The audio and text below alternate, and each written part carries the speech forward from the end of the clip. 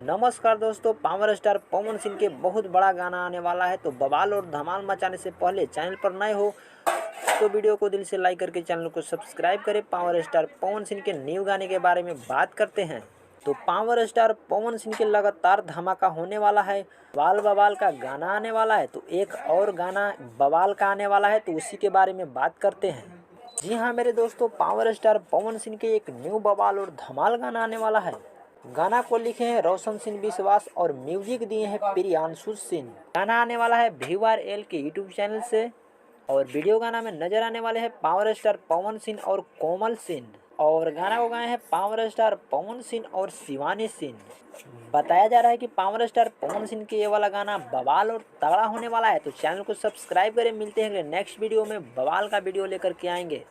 तो गाना को अभी नाम नहीं बताया गया है, कभी भी पोस्टर आ सकता है, तो पोस्टर के माध्यम से गाना के नाम बता देंगे। तो मिलते हैं नेक्स्ट वीडियो में, तब तक चैनल को सब्सक्राइब करें।